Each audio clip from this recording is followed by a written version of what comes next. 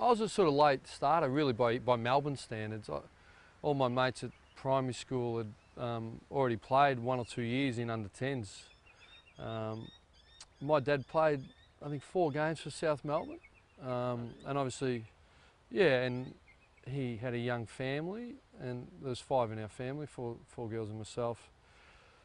And clearly he mustn't have been a star or whatever, but he played the 4 games. But you know, when I started and I wanted to play, he didn't want to let me. You know, he just said no, basically. And it was a crazy game. You know, so at some point maybe he loves it now, and he loved it but he sort of tried to steer me away from it, to be honest. And I played squash up until I was about 9, and I was going to Sunday school, and you know, Church of England Sunday school, and you know, used to say the prayers every night, and then put on the slack pants on the Sunday and come home to Mum's baked cake. So fundamentally, you know, the motivation was to play footy to get out of Sunday school. You know, so and then some long-term family friends now. My mum used to work part-time in TAB at night, and one of the my schoolmates' fathers, Kevin Grocock, went around and said, "Here's the form. You know, we want Ross to play." And then so I signed that. I still remember the first game. Played at Bundoora. They were one of those new areas that had all the kids. They had the 4 teams, and all reservoir and old area, and we struggled to get the 20 kids together. And that put me in the square at full back. But I remember the opposition kicked like 22-22, and we kicked 1 goal. So I had lots of kicks, and I thought, this is all right. And then it really blossomed from there, and I sort of took to the game, and as a junior, displayed some talent early, and so the game was always easy, really, and until I got to AFL level. And you know, so it probably affected my work ethic a little bit. I had to learn how to work. So really from that point on, I sort of loved the game. We pursued greatness on a daily basis, but what we understood that to be was to work incredibly hard every moment, to make choices every moment that take you close to that, you know. And when the lessons I learned, and when we talk corporately and publicly, we talk about you know, normal versus abnormal. You know, nothing wrong with being normal, and the suburbs are surrounded by normal, happy people, but ultimately at elite sport, normal equals mediocrity. So the philosophy is to be abnormal and pursue greatness and be an elite team, and that requires abnormal effort, you know, and on a daily basis. So that's our whole, if you're talking about in the footy sense, what I'm aiming to bring in culturally to Fremantle, you know, is culture the way we do things? Well, the way we do things is we're going to pursue, you know, do the work on a daily basis that's going to give us the best opportunity to succeed in the manner that we all want, you know. But yeah, so it's about work ethic and taking the risk and building trust with those that are close to you. So anyone under the Fremantle banner, that's where my loyalty lays. You know. Obviously, you know, integrity's been raised at this point, which is, for me, sort of is disappointing and at some level hurts, but fundamentally, you know, my family and friends and players that I coached, you know, I like honesty and I like consistency in relationships. I certainly don't associate with people that just go up and down depending on who they're with. So, you know, don't discriminate, take you for what you are, and just really mix with people that fundamentally you can trust. And I think with my players, and you say, well, I bring, how I talk about my players behind closed doors is how I talk to them face to face. You've got to take the pressure and the scrutiny to experience working with a team and trying to win games of footy, and the grand final days and the wins along the way. There's been some real satisfaction in seeing young men grow, and probably my early experience of injury and leaving the game gave me real perspective that it can be over at any time, and so I really do push my players to, where they can, try and get something going outside of their life, like study or, you know, obviously some apprenticeship programs, or really trying to develop themselves. But obviously footy's a super priority. But that's also the David Parker. Why do we want them to have a balance? Because, you know, selfishly we know that's when they're going to play their best football. You know, so it actually goes hand in hand. You know,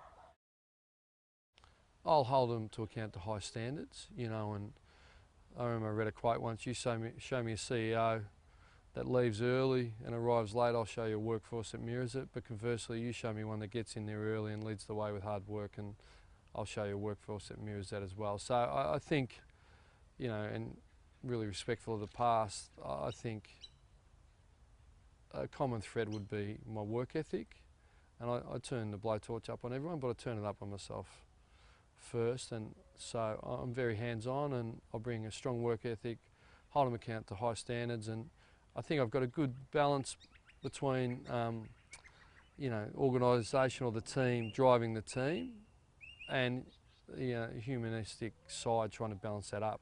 Bring a strong game plan. I'll work on the dynamics of effort, focus on effort, and then the mechanics, a strong game plan, and trying to make all the talent come together so it's a powerful, you know, together it's a powerful machine. You know. Well, certainly, I think they've been in a transition. I still think they're in a transition. They've got probably 3 or 4 really top end. You know, obviously Sandilands, Pavlich. I put McFarlane in that, and Mundy. And then they got, you know, I really rate Ballantyne really highly, and there's a lot of, you know, some maturity there. You know, but there's some holes as well.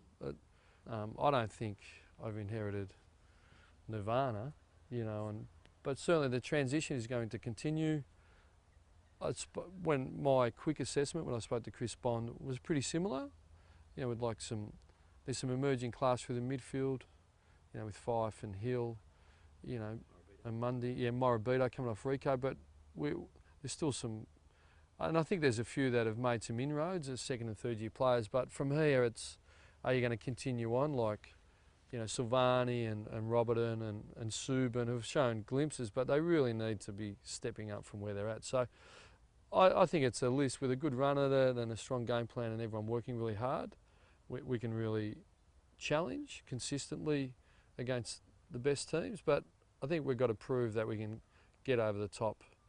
You know, you've got to create a top 4 opportunity. Until you do that, it's incredibly difficult to win a premiership. So, as I said, it was, you know, really, it came about really quickly. I really backed in the representations that were put to me about their but at the time I said, you know, this, you know, your best 18. There's some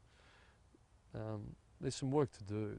But I know the club knows that, and I know they've got great resource in recruiting, and they're doing that. And I know with player acquisition, they're active. So I think that blend, we continue to build on a strong foundation. And get a good run at it is exciting. There's no doubt about that. Look, I got the board in there today and I've put the positions up and, you know, who slots where in the midfield, and yeah, I'm certainly confident. In my head, I got some visions for a few players to reposition them, and, you know, need to get Crowley back to his absolute best because, you know, in my view from the outside, he's a player that has played better than he's played. You know, he's one. And I think Adam McPhee, when he tagged Lenny Hayes, fantastic, but I see him, you know, playing that half-back roll-off role. He's a monster athlete, you know. So, you know, the injection of Ballantyne with speed through the midfield, and I think Morabito coming back, and then it's getting the best out of, you know, Anthony, you know, Silvani, you know, Anthony Kepler-Bradley. There's a few of those roles. So, doing the team today, and then it's really getting to know the Broughtons and the Ibbetsons. You know, and Duffield was really good against the Saints and then fell away. So I feel I know them because I've analysed them twice pretty well, and I went through with Chris Bond, and I wasn't too far away. And I know the young players really well because I got heavily involved last year. So I know Michi's a really exciting talent. I know he's had the injury. Pitt has got, you know, all the... Viv Michi. Oh, Michi. Yeah, Michi. You know, I know Pitt, the beautiful skill and the athlete, and he played, you know, get some body on him. Crichton from the year before.